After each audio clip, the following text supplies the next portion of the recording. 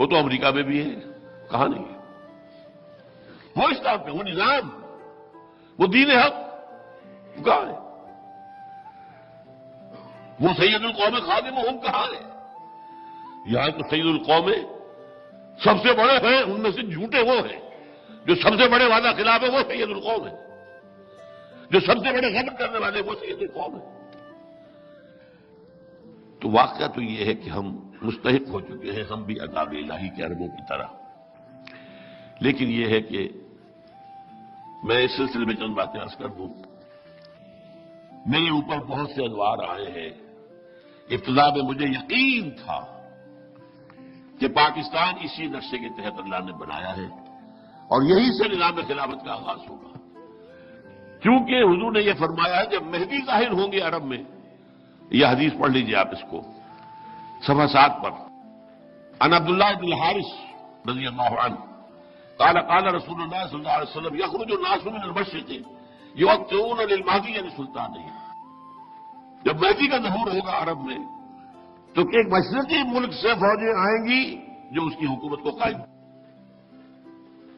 اب ظاہر بات ہے پاکستان اسی مشرق کے اندر تو ہے نا، افغانستان بھی ہے، بھارت بھی ہے اور ایران بھی ہے، لیکن جہاں سے بات چلی کہ پاکستان کا مطلب کیا ہے، لا الہ الا اللہ، وہ تو ایک ہی ملک تھا نا۔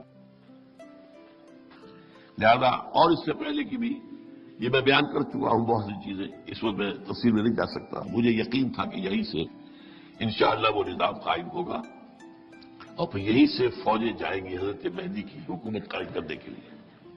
اور وہ کیوں، وہ بھی مجھ پر واضح ہے۔ عرب کھوکھلے ہو چکے ہیں، ان میں دم نہیں ہے، پیسہ ہے، عیاشیوں نے کھوکھلا کر دیا، لہذا ان کے اندر یہ ہمت نہیں ہے کہ وہ کھڑے ہوں اور یہودیوں سے جنگ کر سکیں۔ اگر کر سکتے ہوتے تو اب تک کبھی کبھی اسرائیل کو اٹھا کر پھینک دیا ہوتا میڈیٹرینین کے اندر۔ نہیں ہے، بالکل نہیں ہے، یہ کسی اور طرف سے فوجیں جائیں گی۔ اور علامہ اقبال نے ہی چونکہ ایک شعر یہ کہا ہے، خضر وقت از خلوت دشت حجاز آید برون، کارواں زی وادی دور و دراز آید برون۔ خضر وقت حضرت مہدی عرب کے نیگزار میں اپنی خلوت سے باہر آئیں گے۔ اس میں شیعوں کا عقیدت بھی آ گیا اور سنیوں کا بھی۔ شیعہ کے نزدیک مہدی کون ہے؟ ان کے 12ویں امام ہیں جو چھپے ہوئے ہیں، یہ مصرع کور کر رہا ہے ان کو بھی۔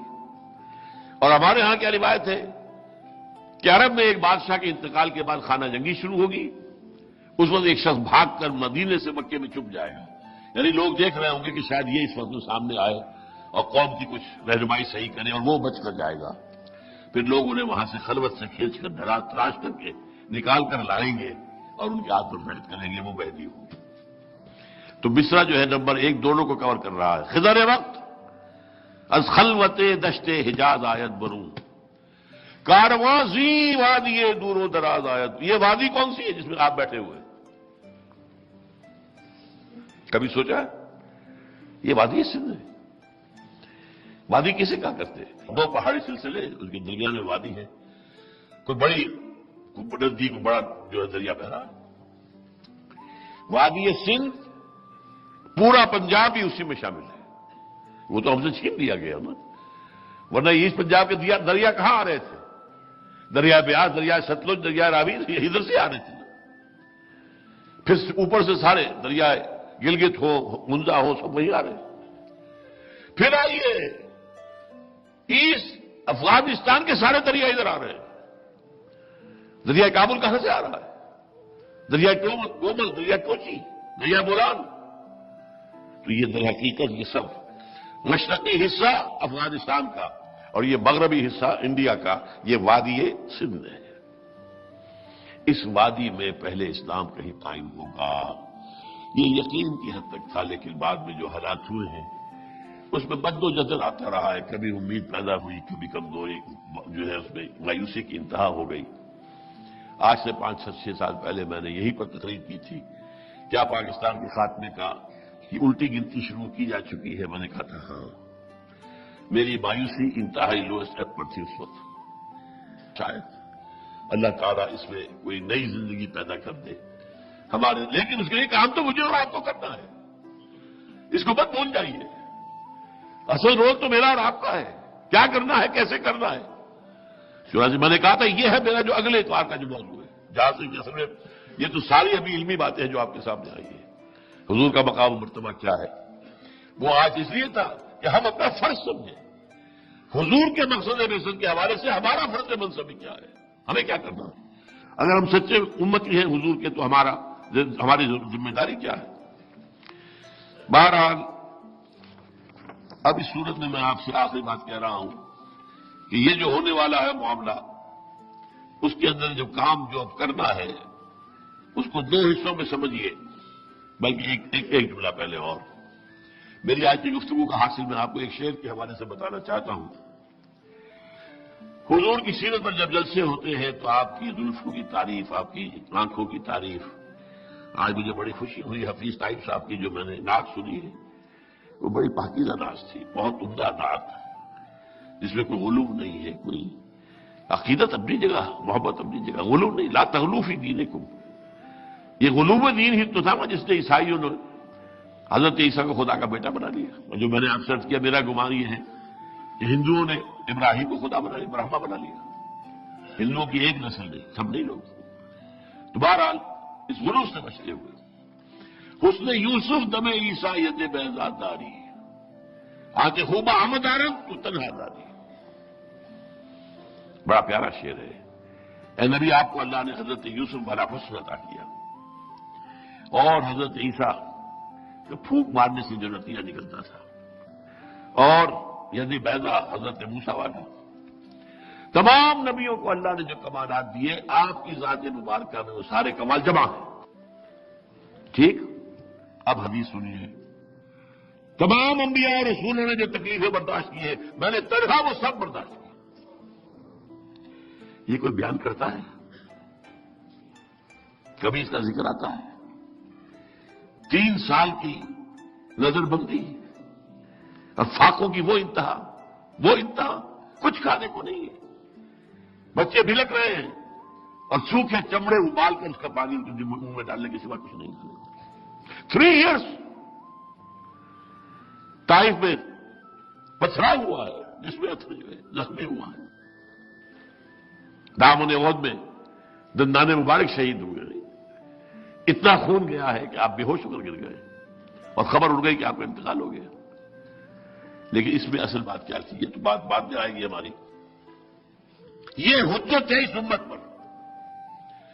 اللہ کر سکتا تھا کہ حضور کے پاؤں میں کانٹا کٹنا چکتا اور انقلاب آ جاتا، کسی کو ڈو اٹ، اور وہ محبوب رب العالمین تھے۔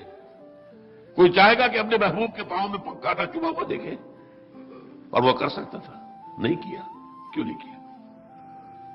آج تو اللہ کا رسول ہے، آئندہ یہ کام اس امت کو کرنا ہے۔ امت کے لیے معجزے نہیں آئیں گے، رسول کے لیے آ سکتے تھے، نہیں آئے، تاکہ حجت قائم ہو جائے۔ تمہیں بھوکے رہنے کا خوف ہے تو میری بھوک نہیں تم نے دیکھی۔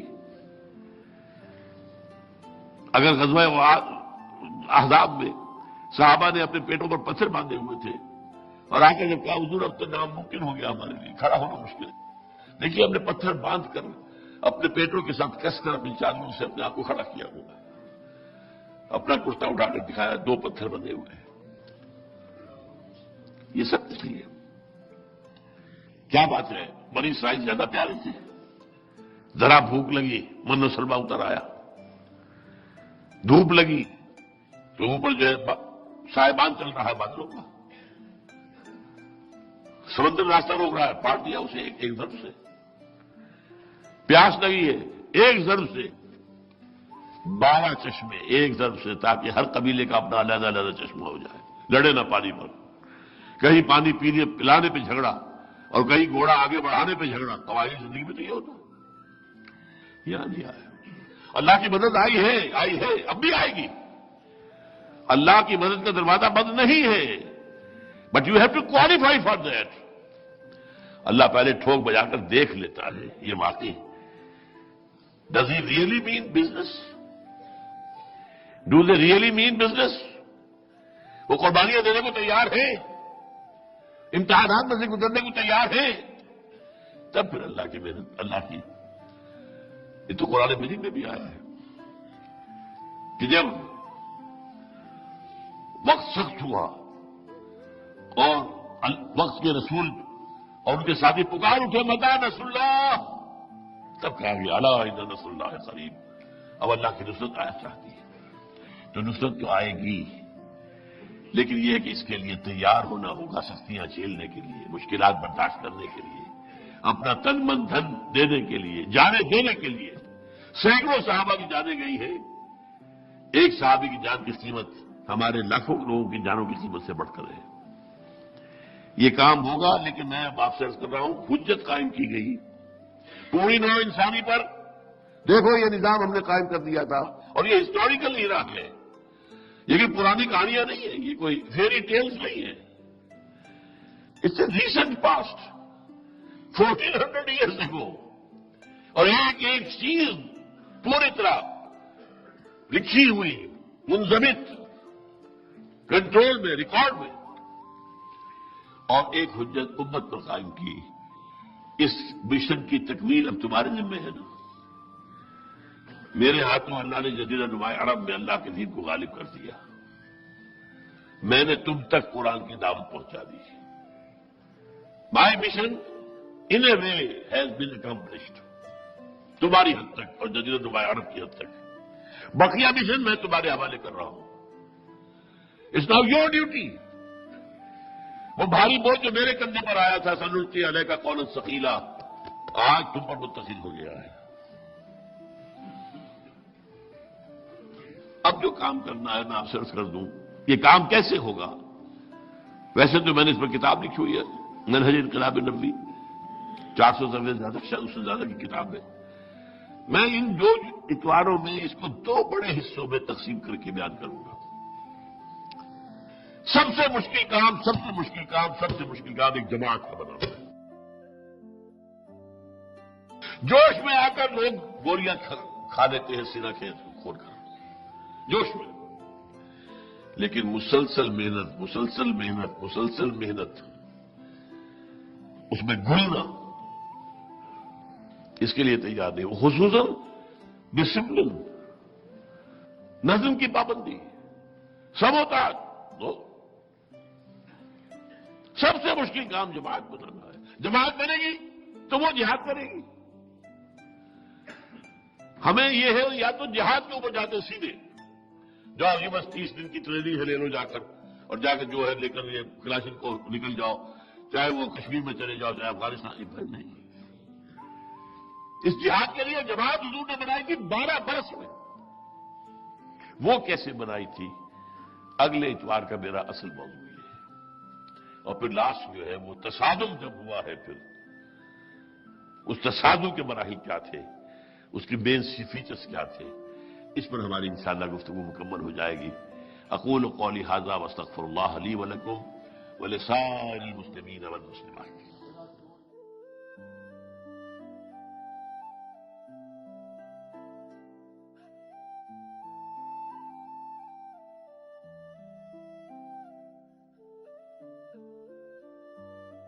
البدر علينا بثنيات الندى وجب الشكر علينا ما دعا لله داع أيها المبعوث فينا جئت بالأمر المطاع جئت شرفت مدينة مرحبا يا خير داع نحمده ونصلي على رسوله الكريم، أما بعد فقد قال الله تبارك وتعالى كما ورد في سورة الجمعة: أعوذ بالله من الشيطان الرجيم، بسم الله الرحمن الرحيم، يسبح لله ما في السماوات وما في الأرض الملك القدوس العزيز الحكيم، هو الذي بعث في الأميين رسولا منهم يتلو عليهم آياته ويزكيهم ويعلمهم الكتاب والحكمة وإن كانوا من قبل لفي ضلال مبين۔ صدق الله العظيم۔ رب اشرح لي صدري ويسر لي امري واحلل عقدة من لساني يفقهوا قولي اللهم ربنا الهمنا رشدنا واعذنا من شرور انفسنا اللهم ارنا الحق حقا وارزقنا اتباعه وارنا الباطل باطلا وارزقنا اجتنابه اللهم صل على عبدك ونبيك ورسولك وحبيبك وخليلك محمد وبارك وسلم وبارك على جميع الانبياء والمرسلين وعلى ملائكتك المقربين وعلى عبادك الصالحين وعلينا معهم يا ارحم الراحمين آمین یا رب العالمین۔ معزز حاضرین اور محترم خواتین، سیرت خیر الانام پر میری یہ تیسری گفتگو ہے، اس کا عنوان ذرا اچھی طرح نوٹ کر دیجیے۔ اسلامی انقلاب کے لیے مردان کار کی فراہمی۔ انقلاب مرد لائیں گے نا، رجال مردان کار کہاں سے آئے؟ اور حزب اللہ کی تشکیل و تنظیم اور تزکیہ و تطہیر کا نبوی طریقہ کار علی صاحب الصلاۃ والسلام۔ اب تک جو دو ہمارے خطبے ہو چکے ہیں، پہلا خطبہ کچھ زیادہ بنیادی علمی تھا، جو اسلام کا فلسفہ ہے ایمان، اس میں نبوت اور رسالت پر ایمان کا مقام کیا ہے، لاجک کیا ہے۔ دوسرے میں ہم نے بات کی کہ نبوت اور رسالت حضور کی شخصیت میں اپنے تکمیل کے کو پہنچی، اس کے مظاہر کیا ہے؟ یاد ہوگا ہم نے دو قرار دیے، نبوت کی تکمیل کے مظاہر کیا ہے؟ ہدایت آپ پر کامل ہو گئی قرآن کی شکل میں، چلی تو ہے آدم سے، فَإِمَّا يَأْتِيَنَّكُم مِّنِّي هُدًى، یہ ہزاروں سال یہ ہدایت جو ہے ارتقائی مراحل طے کر کے اپنے آخری اور تکمیلی درجے کو پہنچی قرآن میں، اور قرآن کی حفاظت کا ذمہ اللہ نے لیا۔ انسانی تمدن کہیں غاروں میں جو آگ رہا کرتے تھے انسان، وہاں سے چلتے چلتے چلتے چلتے ایمپائرز تک پہنچا، عظیم سلطنت ہے۔ اس کے اعتبار سے دین حق وہ بھی ارتقا کرتے کرتے کرتے کرتے دین الحق مکمل ہوا محمد رسول اللہ صلی اللہ علیہ وسلم۔ چنانچہ سورہ مائدہ کے الفاظ جو ہے وہ ان دونوں کا احاطہ کرتے ہیں، الیوم اکملت لکم دینکم واتممت علیکم نعمتی۔ نعمت ہدایت ہے، یہ میں نے بارہا بیان کیا ہے کہ اگرچہ ہم کہہ دیتے ہیں یہ صحت بھی نعمت ہے، یہ دولت بھی نعمت ہے، اولاد بھی نعمت ہے، یہ بھی نعمت ہے، وہ بھی، کوئی شے نعمت نہیں ہے جب تک نعمت ہدایت نہ ہو۔ صحت ہے، ہدایت نہیں ہے، بدماش کیا کرو گے؟ گل چھرے اڑاؤ گے؟ معاشرے کے اندر فساد اور گندگی پیدا کرو گے؟ تو یہ رحمت کہاں ہوئی، نعمت کہاں ہوئی؟ دولت ہے اور ہدایت نہیں ہے تو کیا کرو گے؟ جو کچھ آج کل دولت مند کر رہے ہیں کچھ بیان کرنے کی ضرورت نہیں۔ نعمت صرف ایک ہے، وہ نعمت ہدایت ہے۔ اس کے ساتھ جو شے ہے وہ نعمت ہو جائے گی، لیکن یہ مجرد اپنی جگہ پر کوئی نعمت نہیں ہے، وہ نعمت ہدایت ہے، اس کی مکمل ہو گئی۔ نعمتی الیوم اکملت لکم دینکم واتممت علیکم نعمتی ورضیت لکم الاسلام دینا۔ دوسری بات جو ہم نے سمجھی وہ کیا تھی کہ رسالت کی تکمیل کا مصدر کیا ہے؟ وہ تو نبوت کے دو پہلو ہوئے نا، ہدایت دی گئی کامل ہو گئی، دین حق دیا گیا کامل ہو گیا۔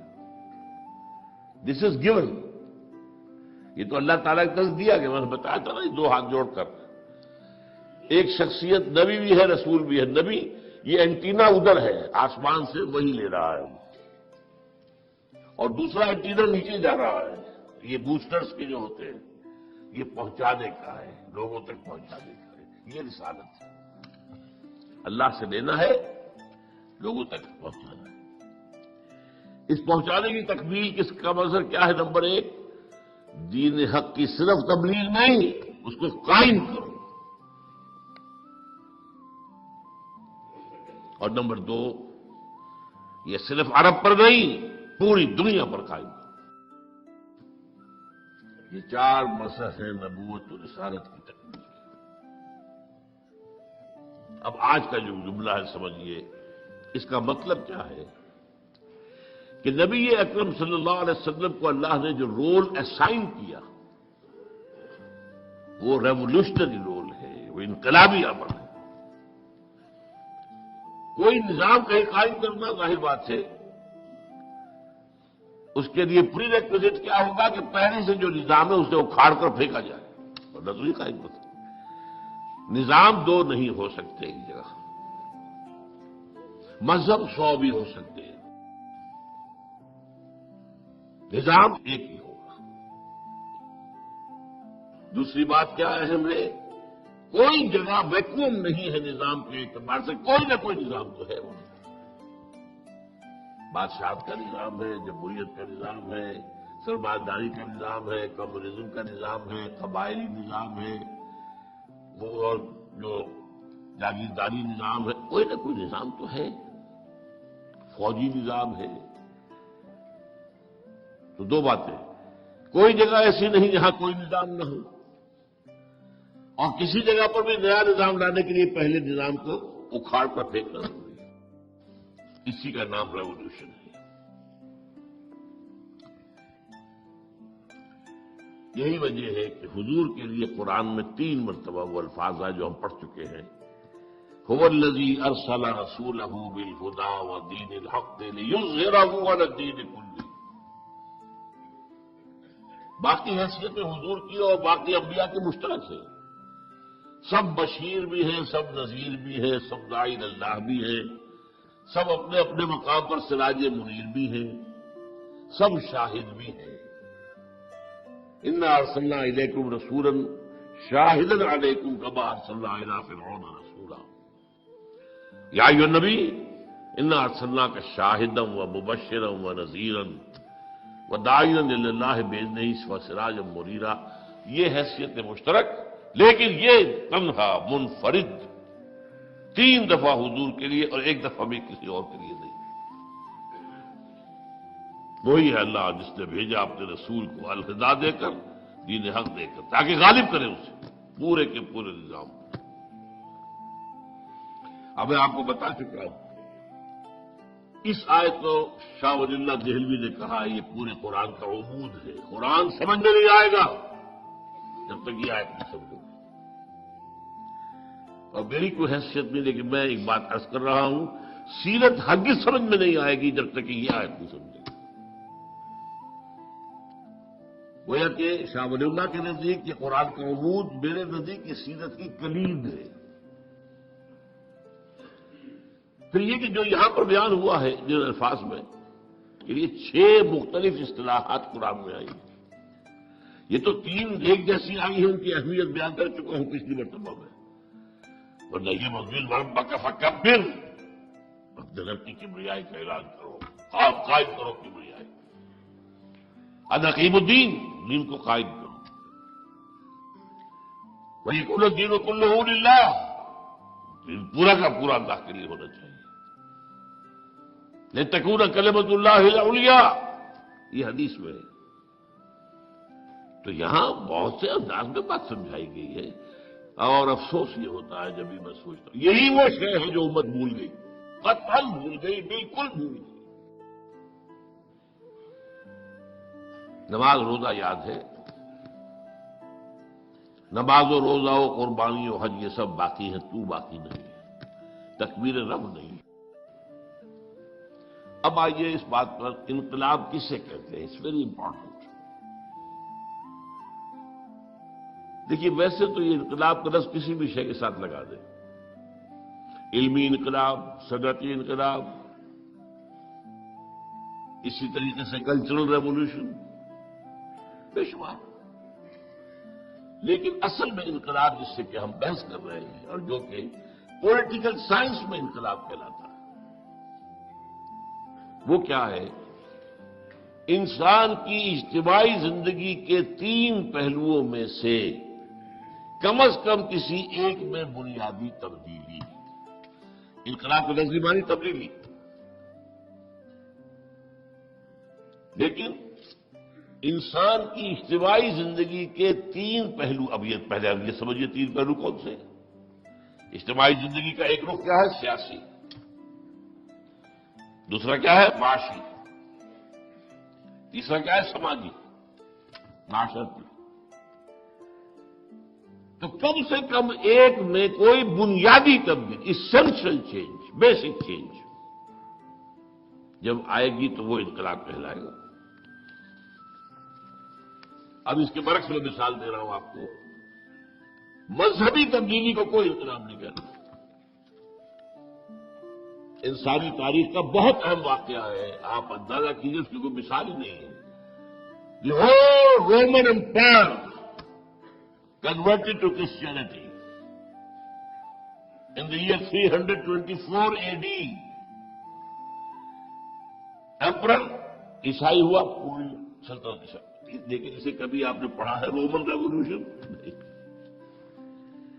مذہب بدلا ہے، نظام تو وہی رہا، وہی بادشاہ جو کہ جیسے پہلے بیٹھا ہوا تھا ایمپرر، بس اب بھی بیٹھا ہوا، لہذا اسے کسی نے آج تک انقلاب نہیں کہا، حالانکہ اتنی بڑی تبدیلی آپ اندازہ کیجیے، یہ کوئی چھوٹی موٹی مملکت نہیں تھی۔ The greatest empire the world has ever seen, the Roman empire, لیکن اسے کوئی بھی انقلاب نہیں کہتا۔ ہاں، انقلاب کا نام فرانس، وہ 250-250 سال پہلے جو آیا تھا، انقلاب فرانس، سیاسی ڈھانچہ بدل گیا، بادشاہ ختم، جمہوریت کا آغاز۔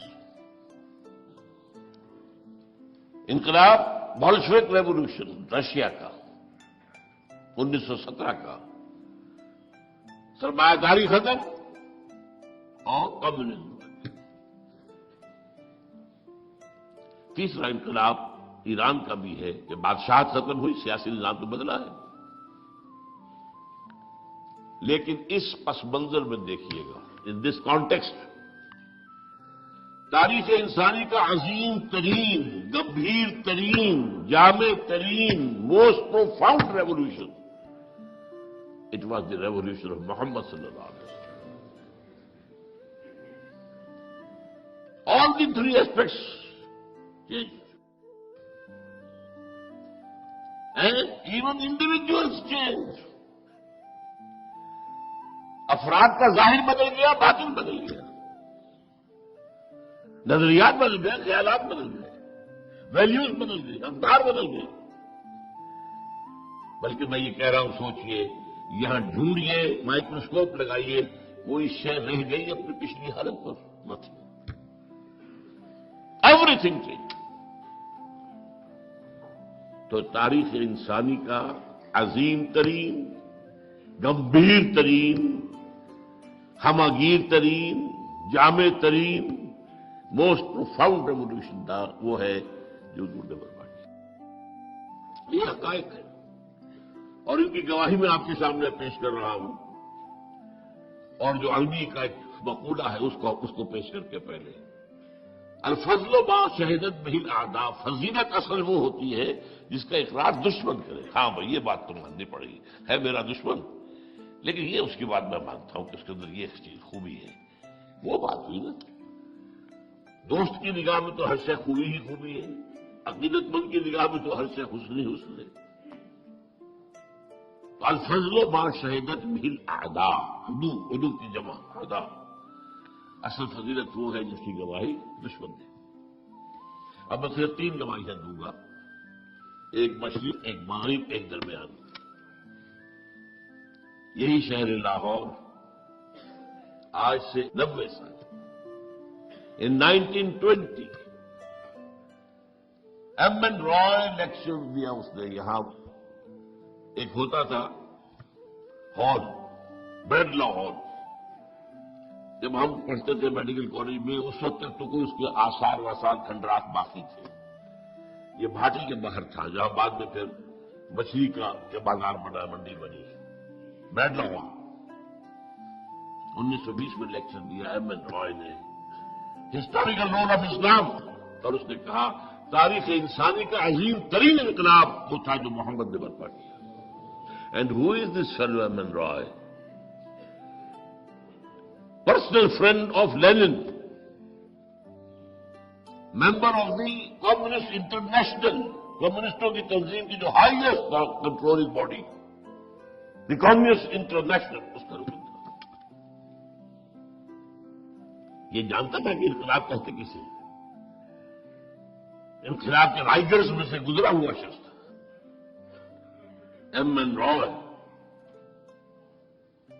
اور ایک وقت میں افغانستان میں عبوری حکومت قائم کی تھی ہندوستانیوں نے انگریز کے خلاف، عبوری، اس کا صدر تھا یہ ایم این رائے، راجا مہندر ناتھ رائے، بنگالی. اور اس نے تو کمال ہی کیا. اصل میں جو دلیل دی ہے کہ بعض لوگ سمجھتے ہیں کہ یہ عربوں کی، حضور کے صحابہ کی جو فتوحات تھی، ایسی چیزیں سے، اور یہ دنیا کے اندر ہمیشہ صحراؤں سے یا جو سطح مرتفع کے علاقے ہوتے ہیں جہاں کھانے کو کچھ نہیں ہوتا، وہاں سے لوگ نکل کے، اور جو سیٹلڈ ایریاز ہوتے ہیں، زرخیز علاقے ہوتے ہیں، ان پر حملہ کرتے ہیں، مارتے ہیں، کوٹتے ہیں، لوٹتے ہیں، بھاگ جاتے ہیں. یہ اس نوعیت کی بات نہیں تھی، یہ اٹیلا والی بات نہیں تھی، یہ ہنو والی بات نہیں تھی، یہ منگول والی بات نہیں تھی، یہ تاتاریوں والی بات نہیں تھی. اس انقلاب کے نتیجے میں دنیا میں نئی تہذیب آئی ہے، نیا تمدن آیا ہے، نئی روشنی آئی ہے، علم پھیلا ہے. یہ اس نے کہا ہے. اور یہ کتاب آج بھی دنیا میں شائع ہو رہی ہے، لیکن ممبئی میں، یہاں کوئی نہیں جانتا، کسی کو دلچسپی نہیں. ہسٹوریکل رول آف اسلام.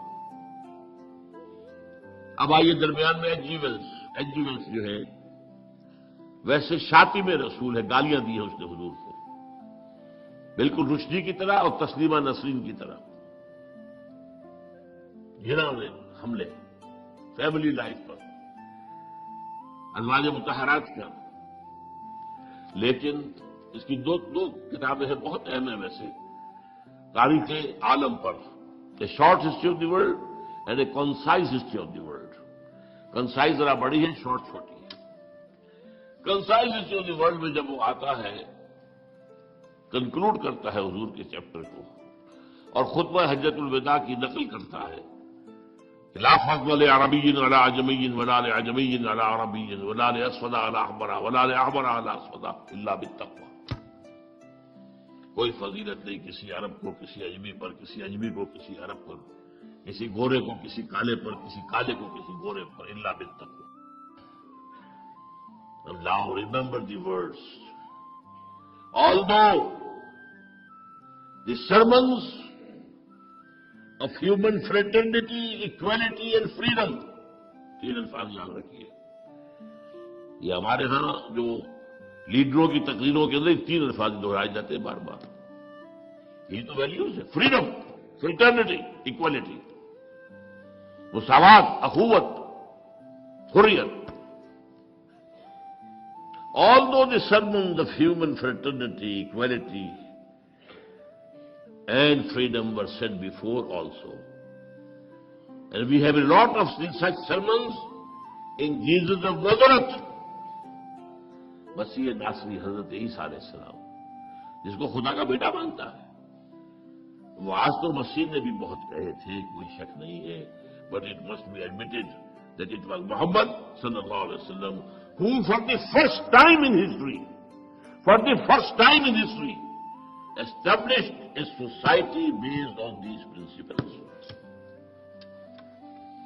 اب بتائیے جادو وہ جو سچل کو بولے. لیکن ایک بات نوٹ کر دیجئے، ممکن ہے آپ یہ ایچ جی ویلز کی کنسائز ہسٹری لے کر تلاش میں نہیں ملے گا آپ کو، یہ پیسے اب نکال دیا گیا ہے، کیونکہ یہ تو نئے ایڈیشن آتے ہیں کیا. وہ ایچ جی ویلز کو تو بڑے ہوئے بہت عرصہ ہو گیا، جو نئے ایڈیٹرس ہوتے ہیں وہ چینج کرتے رہتے ہیں.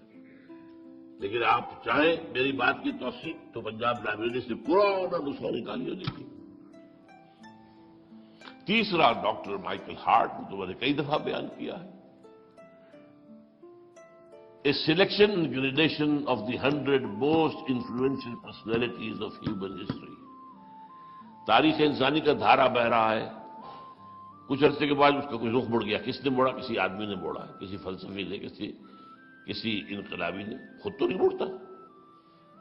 پھر دیکھا، پھر مڑ گیا، پھر مڑا. یہ جو تاریخ کے دھارے کے رخ کو موڑنے والے ہیں، پہلے سلیکٹ کر لیا گیا، یہ ہے، یہ ہے، یہ ہے، یہ ہے، یہ 100. ان میں گریڈیشن، پہلے سب سے زیادہ کس نے موڑا، پھر کس نے، پھر کس نے، پھر کس نے. A selection and gradation of the 100 most influential personalities of human history. اور لاتا ہے حضور کو نمبر 1. عیسائی ہے، حضرت عیسیٰ کو لے گیا نمبر 3. بیچ میں لایا نیوٹن کو، سائنس کا. یوں سمجھیے کہ جدید فزکس کا بابا آدم، اس لیے کہ ساری ٹیکنالوجی اور سائنس کی ترقی تو وہاں سے ہے. اور کہتا ہے naturally I O an explanation. مجھے اس کی وجہ بیان کرنی پڑے گی کہ میں نمبر 1 پر لے آیا محمد کو صلی اللہ علیہ وسلم، عیسیٰ 3 پر، 50ویں پہ حضرت عمر کو بھی لے کے آیا بس. لیکن کہتا ہے مجھے وجہ بیان کر. This is because he is the only person supremely successful in both the religious and the secular fields. یہ اس لیے ہے کہ ایک ہی شخص ہے تب پوری تاریخ میں جو انسانی زندگی کے دونوں میدانوں میں یکساں اور انتہائی اونچا ہے.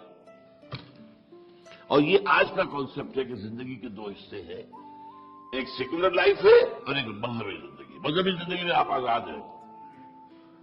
آپ کتے کو پوجے، بلی کو پوجے، کسی کو پوجے، آلائے تناسل کو پوجے، جو چاہے پوجے. You can do. ایک خدا کو مانو، 2 کو مانے، 10 کو مانے، 1000 کو مانے، کسی کو نہ مانے. یہ ریلیجن آزادی ہے آپ کو بھائی. لیکن ایک ہے سیاست، ریاست، قوم، ملک، قانون. دیکھیے وہ کہتا جتنے بڑے آدمی نظر آئے مجھے، وہ یا ادھر اونچا ہے تو ادھر کچھ بھی نہیں، ادھر ٹھیکنا سا ہے، بونا سا ہے. ادھر اونچا ہے تو ادھر کچھ نہیں. اب عیسیٰ ہے، کتنا بڑا مذہب ہے. حکومت و ریاست میں کوئی ایک دخل ہی نہیں، قدم نہیں بڑھتا. گوتم بدھ کتنا بڑا ہے، حکومت و ریاست 0. سکندر اعظم بہت بڑا فاتح، اخلاق اور روحانیت میں 0 نہیں، مائنس ویلیو. یہی ہوگا. تو یہ ہے، میں نے 3 گواہیاں آپ کے سامنے پیش کی ہیں. اب اگلا پوائنٹ ہے میرا، انقلاب برپا کرنا نہایت مشکل کام. یہ کھیل نہیں ہے، یہ کوئی ہابی نہیں ہے. دی موسٹ ڈیفیکلٹ ورک نظام کو بدلنا. اس کی وجہ کیا ہے؟ دیکھیے، ایک ہوتی ہے دعوت، تبلیغ، مشنری ورک ہو رہا ہے. ہمارے تبلیغی بھائی گھوم رہے ہیں، بسترے اٹھائے ہوئے ہیں، کہاں کہاں جا رہے ہیں، راتوں کو مسجدوں میں سو رہے ہیں. دعوت اور تبلیغ میں بھی محنت تو ہے، مشقت تو ہے، جان و مال کا خطرہ نہیں ہے.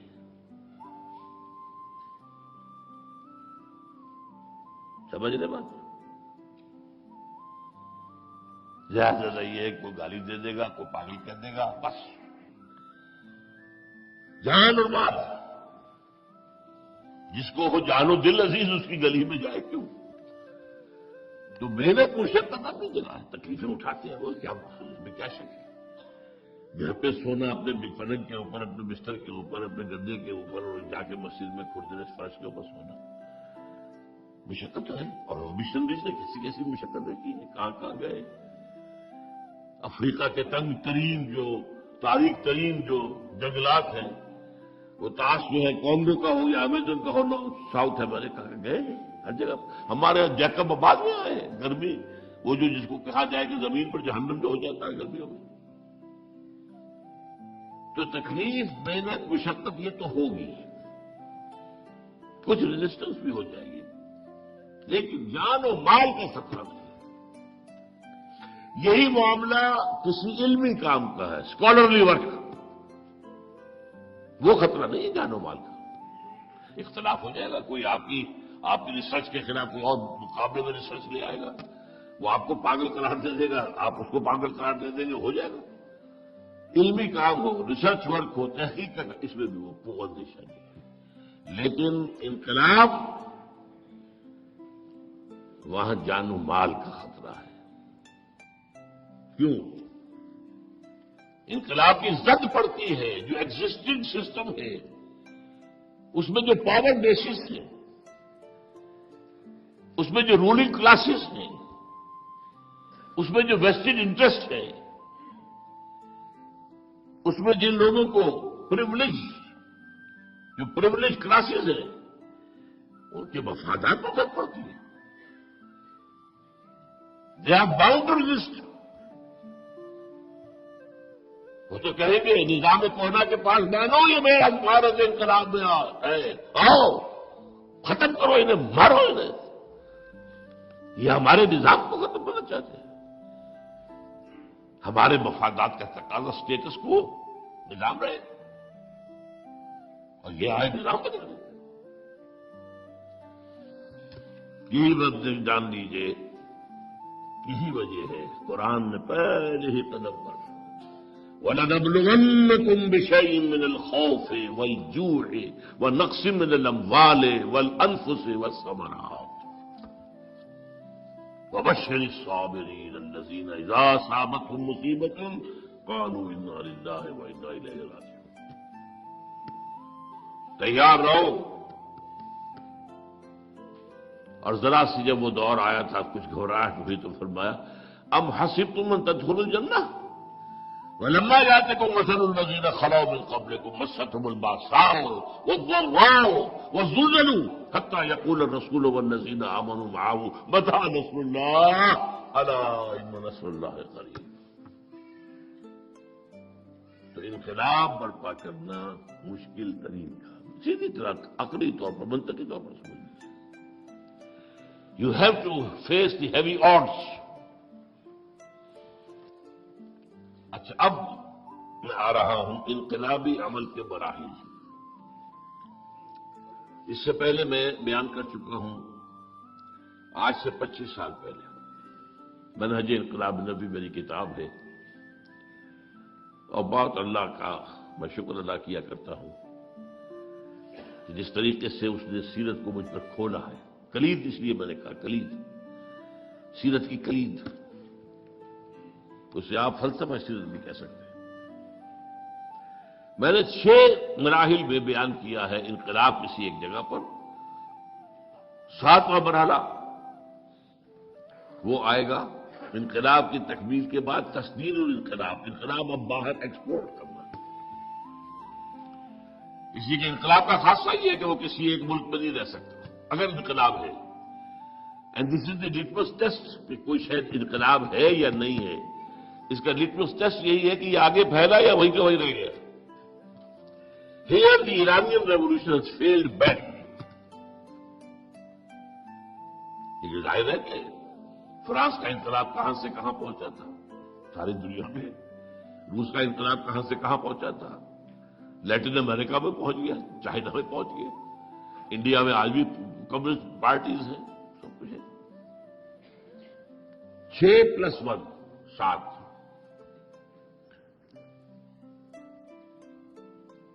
ایک بات میں حضور کے انقلاب کے بارے میں ابھی یہاں کہہ دوں، ایک تو وہی الفاظ نوٹ کر لیجیے، آپ کا انقلاب جامع ترین، گمبھیر ترین، ہمگیر ترین، موسٹ پروفاؤنڈ، آل انکلوسو۔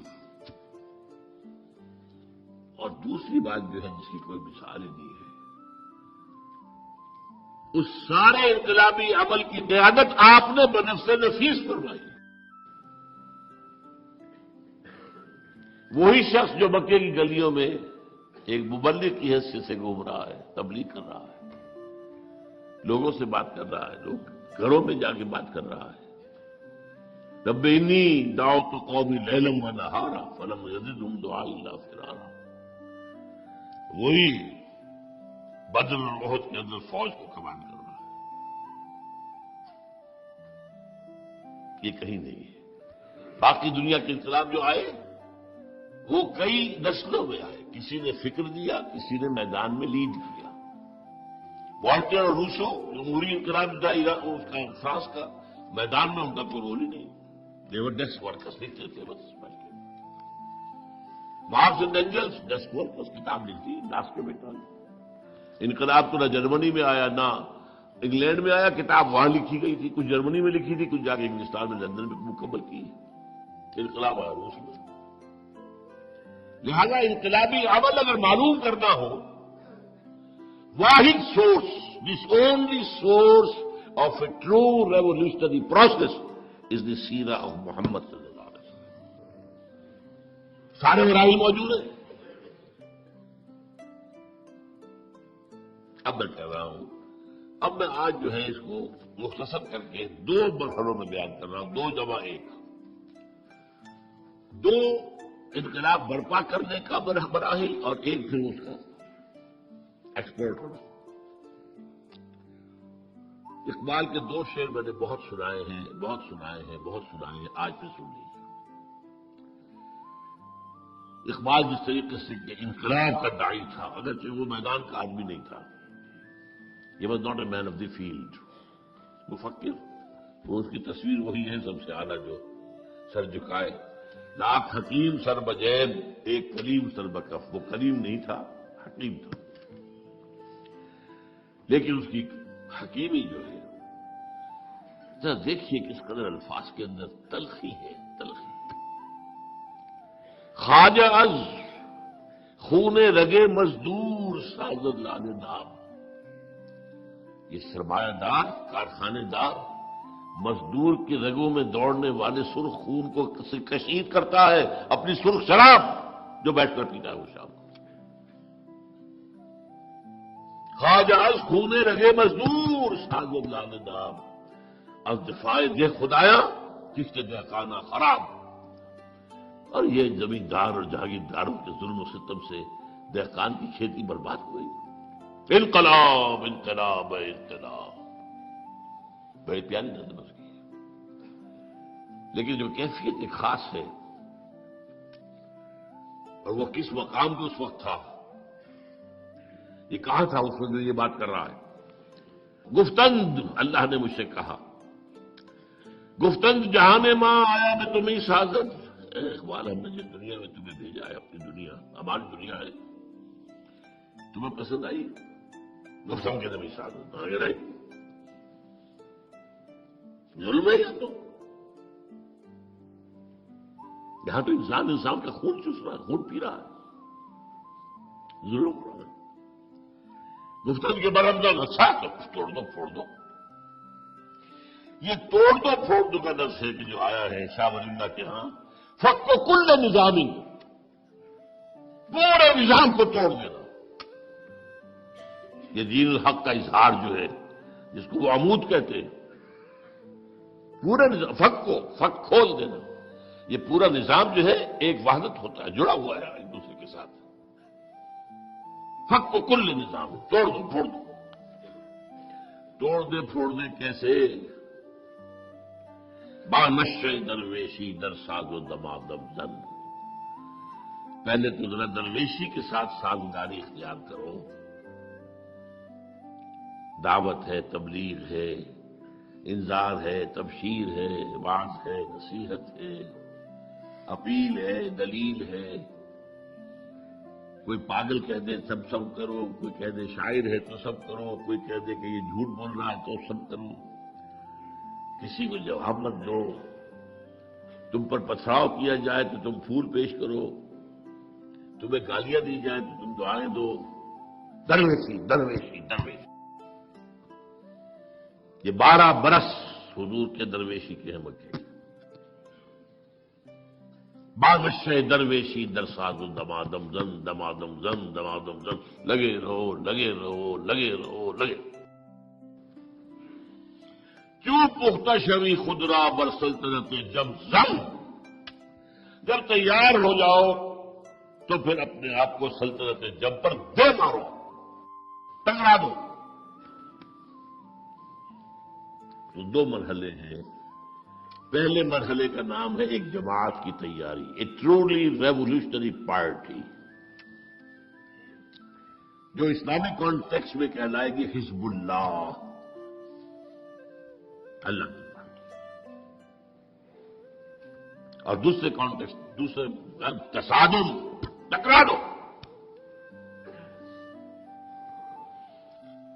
اب میں پہلا مرحلہ لے رہا ہوں آج، میرا آج کا اصل موضوع ہے۔ میں نے کہا تھا نا، عنوان کیا تھا؟ مردان کار کی فراہمی اور حزب اللہ کی تشکیل و تنظیم و تزکیہ و تطہیر کا نبوی طریقہ کار۔ دیکھیے، پھر میں لفظ استعمال کر رہا ہوں، جماعت سازی خاص طور پر نظریات کی بنیاد پر مشکل ترین کام ہے دنیا کا۔ قومی سطح پر جماعت بنا لینا بہت آسان کام ہے، سیاسی سطح پر جماعت بنا لینا بہت آسان کام ہے، رفاہی کام کے لیے جماعت بنا لینا بہت آسان کام ہے، علمی کام کے لیے جماعت بنا لینا بہت آسان کام ہے، لیکن نظریاتی سطح پر انقلاب کے لیے جماعت بنانا اس سے زیادہ مشکل کام کوئی نہیں۔ اس مشکل اس کے اندر دو طرح کی آتی ہے، لوگوں کی مزاج مختلف، ذوق مختلف، ذہنی سطح مختلف، سمجھ کا اور فہم کی گہرائی مختلف، ان سب کو جوڑنا ایک حیوانوں کا گلہ ہو۔ آپ نے دیکھا ہوگا پٹھان لوگ جو ہے کاغان واغان سے، اندا غازی خان سے کئی 100 بھیڑوں بکریوں کا گلہ چلا رہا ہے، ایک کتا ہوتا ہے فالتو، ایک جو لے کے چل رہا لاٹھی اس کے ہاتھ میں ہے، اور ایک کتا، وہ کتا ادھر سے خود ادھر گیا ادھر سب ٹھیک ہے۔ یہ انسانوں کا گلہ جو ہے بنانا، ان میں سے تو ہر ایک جو ہے سقراط بقراط ہے، ہر ایک کا اپنا فہم ہے، اپنی سوچ ہے، اپنے نظریات ہیں۔ اور دوسری بات جو اس سے بھی مشکل ہے، ہر ایک کے اندر کوئی سچی یا جھوٹی خودی ہے، سچی بھی ہو سکتی ہے اور خامخواہ فن خواہ بنے ہوئے بھی ہوتے ہیں۔ یہ بڑا پیارا شعر سنا رہا ہوں آپ کو، بقدر پیمانہ تخیل سرور ہر شے میں ہے خودی کا، ہر چیز میں، میری خودی، میرا خیال، میرا نظریہ، جناب میرا نظریہ یہ ہے، بقدر پیمانہ تخیل سرور، سرور ہے، یہ نشہ ہے، سرور ہر شے میں ہے خودی کا، اگر نہ ہو یہ فریب پہم تو دم نکل جائے آدمی کا۔ اگر یہ فریب جو ہمیں ہے، میں اور میں میرا، تو آدمی زندہ نہیں رہے گا۔ بہرحال یہ وہ رکاوٹیں ہیں جن کو آپ کو سرپاس کر کے، کراس کر کے انقلابی جماعت بنانی ہے۔ انقلابی جماعت کے لوازم کیا ہے؟ 5 گن لیجیے۔ نمبر 1، کامل نظریاتی ہم آہنگی۔ نمبر 1، فکر، سوچ، نظریات، خیالات، پھر ان کا صغرا کبرا، ہم آہنگی یہ نہیں ہوگی تو انقلابی جماعت نہیں بن سکتی۔ نمبر 2، سوائے انقلاب کی آرزو کے کوئی آرزو دل میں نہ رہ جائے۔ یہ میں زور لے کر کہہ رہا ہوں، جھانکو اپنے سینوں کے اندر، کہیں پہ اور وہاں پر بتخانہ تو آباد نہیں ہے، کوئی اپنی لیڈری کا سودا تو نہیں ہے، کوئی حکومت حاصل کرنے کا معاملہ تو نہیں ہے، شہادت ہے مطلوب مقصود مومن نہ مال غنیمت نہ کشور کشائی، کہیں نمایاں ہونے کا جذبہ تو نہیں ہے، کہیں شہرت کے حصول کی آرزو تو نہیں ہے۔ سینے اور دل کا ہر آرزو سے پاک ہو جانا بہت مشکل کام ہے۔ بہت مشکل کام ہے، یہ محمد نے کیا ہے صلی اللہ علیہ وسلم۔ اب حضرت علی کا واقعہ جو آپ نے سنا ہے، کافر سے مقابلہ ہوا ہے، کافر کو زیر کر لیا ہے، اس کے سینے پر سوار ہیں، خنجر بھونکنے والے، وہ منہ پر تھوک دیتا تو چھوڑ کر کھڑے ہوئے، حیران ہے وہ۔ I have added insult to injury, یہ کیا ہوا؟ فرمایا میری تم سے کوئی جنگ نہیں، ذاتی نہیں، میں اللہ کے لیے مار رہا تھا۔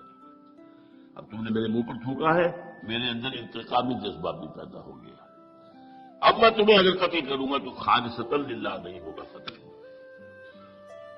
جنگ کی حالت میں جہاں تو یہ ہے کہ یا مرو یا مارو، ایک لمحے کا ادھر سے ادھر ہو جانا، یا ادھر یا ادھر، لیکن یہ انٹروسپیکشن، اپنے اندر جھانکنا اس وقت بھی، اس حال میں بھی اپنی نیت کو پیش نظر رکھنا۔ نمبر 3، انقلاب کے لیے تن من دھن، یہاں تک کہ جان دینے کے لیے آمادگی نہیں، انتہائی شوق۔ شہادت ہے مطلوب و مقصود مومن، نہ مال غنیمت تک اس وقت میں۔ مجھے فرمایا گیا من المؤمنین رجال صدقوا ما عاهدوا الله علیہ فمنهم من قضى نحبه ومنهم من ينتظر وما بدلوا تبدیلا۔ ذرا دل میں جھانک کر دیکھنا چاہیے ہے وہاں یا نہیں، اگر نہیں ہے تو ابھی آپ آئے مقام پر پہنچے نہیں ہیں۔ آپ سمجھ رہے ہوں گے کہ میں وہاں انقلابی کارکن ہوں۔ نمبر 4، نظم کی پابندی کے لیے اپنی انا اس کو کچل دینا، مسلم ڈبے سمتاحت۔ اور 5ویں، انتہائی مضبوط نظریاتی عصبیت، یعنی جذباتی وابستگی، یہ میرا بھائی ہے، یہ انقلابی کارکن ہے، میرا حقیقی بھائی ادھر ہے، یہ ہے میرا بھائی، یہ عصبیت، نظریاتی عصبیت۔ یہ 5 جس کو کہ آپ کو معلوم ہے کمیونسٹ میں کیا کہتے ہیں، کامریڈ۔ یہ کامریڈ کا رشتہ جو ہے یہ بھائی بہن کے رشتے سے صرف بہت اونچا، اگر نہ ہو تو انقلاب برپا نہیں ہوگا۔ دیز آر دی 5 prerequisites، ہدف، یہ لوازم پیدا کرنے ہوں گے کسی انقلابی جماعت کے اندر۔ اب اس میں ذرا اس خاکے میں تھوڑا سا رنگ بھر دوں دینی۔ نظریاتی ہم آہنگی کا مطلب توحید پر یقین کامل۔ اسلامی انقلاب کا نظریہ جو ہے، انقلابی نظریہ، وہ توحید ہے، لیکن توحید جسے آپ توحید سمجھتے ہیں وہ توحید نہیں۔ آپ کی توحید ایک عقیدہ ہے، اور حقیقی توحید ایک انقلابی نظریہ ہے۔ اس کے 3 اسپیکٹس ہیں، وہ جو میں نے کہا تھا، انقلابی نظریہ وہ ہے جو ایگزسٹنگ کلیکٹو سسٹم کے جو مختلف جڑیں ہیں ان کے جڑوں کے اوپر تیشہ بن کر گرے۔ سیاسی سطح پر ان الحکم الا للہ، حاکمیت فقط اللہ کی، انسانی حاکمیت کفر، شرک، بدترین شرک، بدترین کفر، چاہے انڈیویجول ہو اور چاہے کلیکٹو ہو۔ سربری زیبا فقط اس ذات بھی ہم کا تو ہے، حکمراں ہے ایک وہی، باقی متانے آزری۔ کی سیاست ہے، معیشت، ملکیت کا حق، ملکیت تامہ، ملکیت کاملہ صرف اس کا ہے۔ جو کچھ ہے اس کی ملکیت ہے، تمہاری نہیں ہے، تمہارے پاس امانت ہے۔ حاکمیت اللہ کے لیے، تمہارے لیے خلافت، ملکیت اللہ کے لیے، تمہارے لیے امانت۔ این امانت چند روزہ نزدواست در حقیقت بال کی ہر شے خداست. یہ تو شیخ سعدی کہہ گئے، کتنے پہلے کہہ گئے.